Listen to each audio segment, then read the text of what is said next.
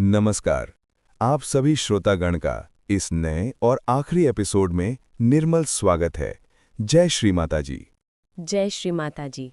आकाश, आज हमारी इस सहज योग मेडिटेशन सीरीज का 14वां और अंतिम एपिसोड है। हाँ, सफर बहुत ही अनमोल रहा और आज का विषय इस सफर को एक खूबसूरत अंजाम देगा। बिल्कुल दिव्या। आज हम बात करने जा रहे हैं भवसागर चक्र और उसमें स्थित गुरु तत्व के स्थान के बारे में। ये हमारे सूक्ष्म तंत्र का मतलब वो हिस्सा है जो हमारी आध्यात्मिक उन्नति के लिए एक नींव का काम करता है। सही कहा। चलिए इसके नाम से ही शुरू करते हैं। भवसागर। राइट। इसका शाब्दिक अर्थ है संसार का सागर या भ्रम का महासागर। राइट। ये वो आध्यात्मिक खाई या समुद्र है जिसे हमें अपने अंदर पार करना होता है। अच्छा। हमारे सूक्ष्म तंत्र में इसका स्थान नाभि चक्र के चारों तरफ है। ओके।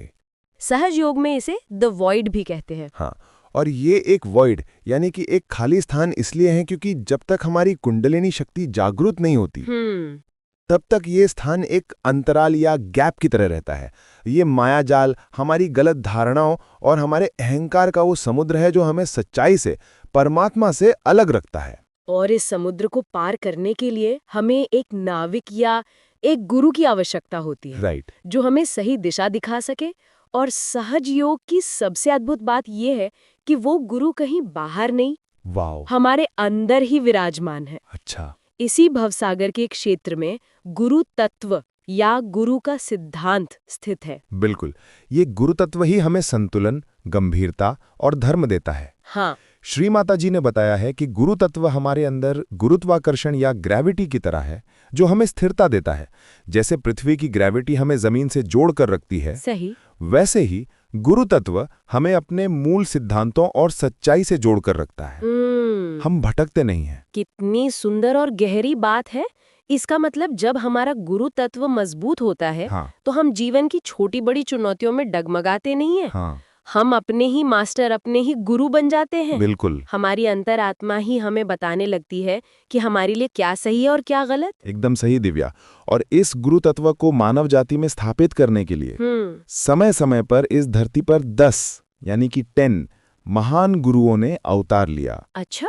इन्हें सहज योग में आदि गुरु या प्राइमोर्डियल मास्टर्स कहा गया है। हाँ, और ये जानना बहुत जरूरी है कि ये सभी गुरु एक ही गुरु तत्व के अलग अलग स्वरूप थे। राइट, जो अलग अलग समय और परिस्थितियों में आए। ओके। उन सभी ने मनुष्य को धर्म का पालन करना और इस भवसागर को पार करने का मार्ग दिखाया। तो दिव्या, क्या हम अपने श्रोताओं को उन 10 आदि गुरुओं के नाम बता सकते हैं जिनके बारे में श्री माता जी ने हमें ज्ञान दिया है? जरूर आकाश। वो 10 आदि गुरु हैं राजा जनक, एब्राहम, मोजेस, जोरस्थुस, लाओ त्से, Confucius, Socrates, profit Mohammad, Guru Nanak और शिरडी के साईनाथ। आप देखिए, इसमें पूरे विश्व के अलग अलग देशों और अलग अलग समय के गुरु शामिल हैं। हाँ, सहज योग हमें सिखाता है कि इन सभी का हृदय से आदर करें क्योंकि उन सब ने एक ही सत्य को अलग अलग ढंग से समझाया। राइट। और सहज योग हमें सिखाता है कि इन सभी का हृदय से आदर करें क्योंकि उन सब ने एक ही सत्य को अलग अलग ढंग से समझाया। राइट।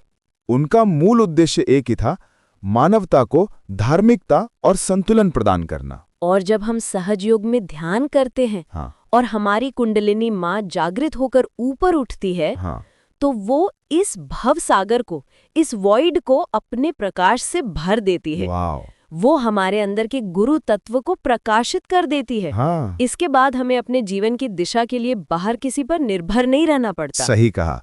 हमारा अंतर्ज्ञान ही हमारा सबसे बड़ा गाइड, हमारा गुरु बन जाता है। और हम अपने कर्मों के प्रति जागरूक हो जाते हैं और हमारे अंदर एक सहज संतुलन आ जाता है। हाँ। इसी को स्वयं का गुरु बनना कहते हैं, जिसे सहज योग संभव बनाता है। तो इस पूरी चर्चा का सार ये है कि भवसागर वो चुनौती है जो हम सबके सामने है। राइट। गुरु तत्व वो शक्ति है जो हमारे अंदर ही स्थित है। सही। और कुंडलिनी जागरण वो कुंजी है जिससे हम उस शक्ति को प्राप्त कर इस चुनौती को सहजता से पार कर सकते हैं। बहुत ही सुंदर तरीके से आपने इसे समेटा है देव्या। यही सहज योग का चमत्कार है कि वो हमें सेल्फ मास्टरी या आत्मस्वामित्व का अधिकार देता है जो हमारा जन्मसिद्ध अधिकार है। आशा रखते हैं कि आपको यह ज्ञान और ये अंतिम एपिसोड पसंद आया होगा। अपने विचार और प्रश्न हमें कमेंट्स के जरिए जरूर बताएं। जरूर। ये पूरी सीरीज श्री माताजी द्वारा दिए गए सहज योग ज्ञान का एक सार था। आशा है आपको सहज योग मेडिटेशन को गहराई से समझने में मदद मिली होगी। आप सभी का इस पूरी सीरीज में प्रेम और सपोर्ट के लिए बहुत बहुत धन्यवाद। आप अगली सीरीज कौन से विषय पर बनाई जाए ये भी हमें कमेंट्स के जरिए जरूर बताइए। तब तक के लिए हृदय और प्रेम सभी को जय श्री माता जी। आप सभी को जय श्री माता जी।